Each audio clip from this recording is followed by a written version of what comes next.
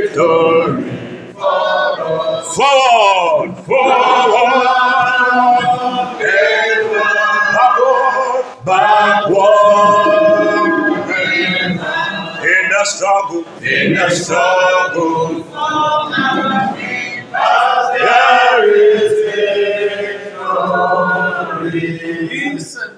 Never. Thank you very much. Let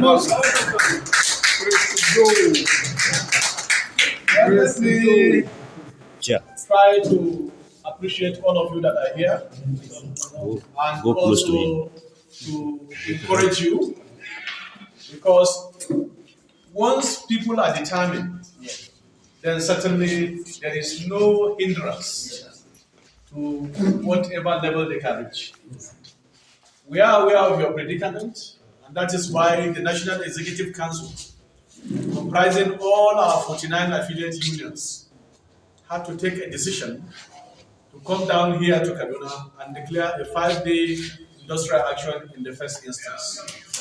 We are aware of the fact that there have been some threats, intimidation, including pronouncements that don't hold water. And what I keep telling them, if they have such threats, why not use it against criminals? Yes. We have criminals that have made the state ungovernable. Yes. We have criminals that have killed our children. Yes. We have criminals that are kidnapping people on a daily basis. If you have any threats, you try to locate it in this place. But I think it's a misplaced priority.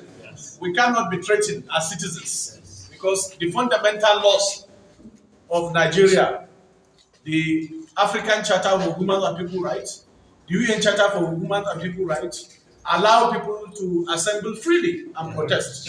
Even in the mix of COVID-19, you can see everywhere around the world, these fundamental rights have not been limited. But the attitude of our politicians, they are not afraid when we try to expose those tendencies that try to make them even worse than the military. Because I can say clearly that even under the military regime, we have not undergone such processes where laws are undermined with impunity. In fact, it's criminal for anybody to undermine a Nigerian law with impunity. Impunity. So we are here live and direct.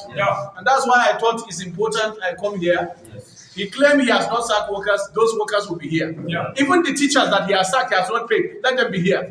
To show the world that what they are saying is false. And therefore, I wasn't surprised when in his book, Obasanjo quoted clearly, under my watch, that some people are pathetic liars. They lie as a living, as a way of living. And therefore, I'm not surprised. And it's shame that in this age and at this time, people will be lying. And lying on the trust that people have given them. So it's really an unfortunate situation. We are not going to relent. I assure you that all Nigerian workers are together with you in prayers. The same of them will be in their various state praying. Because I want our politicians that let us not also undermine this democracy. I can say that democracy have not yet taken its roots in Nigeria. And therefore, the action and inaction of our political elite is already threatening democracy. And let them not be under any illusion that this thing will be allowed to happen. Because we are citizens of this country. They climb on our back to arrive at where they are. They use people's vote, including workers' votes. Yet workers have now become enemies. He told us only about what he receives from the Federation account. But on record, Kaduna State Government in 2020 received more than 50.7 billion as internally generated by workers. These have not been accounted for. Even the figure of workers, I'm aware it has been actually made to be bogus, because those figures have been made to be bogus. We know the figure of workers, ministry by ministry. The local government workers, the teachers' salary is jointly being funded by the state, local government, and even federal. Because I know that Sebeb provide money for the infrastructures in the local government. So who are they deceiving? There is no way you can deceive Nigeria, because the facts are obvious. The facts are already in public domain. And basically, what is being said about Kaduna State workers, about the pensioners, cannot be true. And therefore, I think Nigerians must realize that we must all stand up to address this issue of tyranny that is taking place in our polity. It has no place in polity. And basically, that is why peace has continued to elude us. Without social justice to the citizens of any country and of any society, certainly peace will continue to elude us because this is the fundamental. We must provide for the security, both physical and economic security of our people and of Nigerians before we can have peace. If you have taken away both the physical security and the economic security of the people, it means that we'll be continue to be in jeopardy. And that is what is happening. So, comrade, once again, I salute your courage. I salute your tenacity. Let the message be passed. We cannot be intimidated. Already we are on ground. Yes. Anybody that is on ground, is afraid of what do you think about? For the comrade president. I'm already on ground. He said he has purchased a court order 4 years ago in his pocket. Yes. I don't know how we have reduced our country to be a laughable stock. Yeah. You purchase an order, you didn't serve already, you say you have an order in your pocket. It's really unfortunate because the courts are also on strike because of their action or inaction. Yes. And it's because of action of people like him that the courts are closed. So you can't threaten us with that. In fact, for us, if the court say they want to see us, we'll be there. Yes. Well, we are not afraid of going to prison for the sake of defending the fundamental right of Nigerians.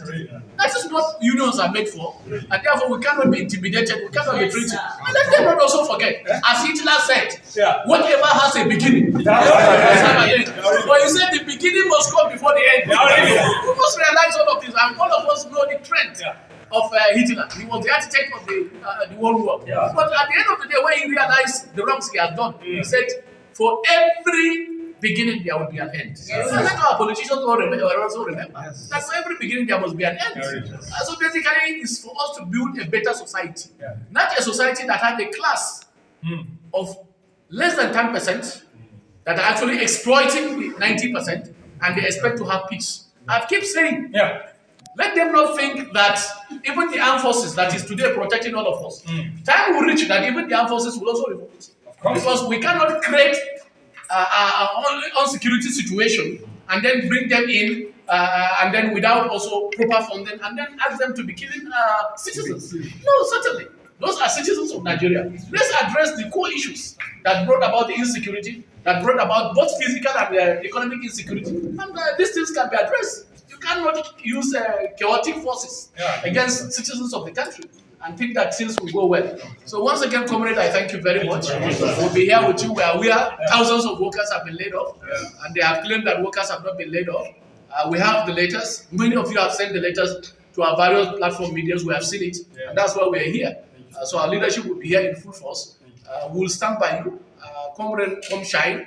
We have to defend the fundamental right of every Nigerian worker and every Nigerian citizen. So once again, I will thank you immensely.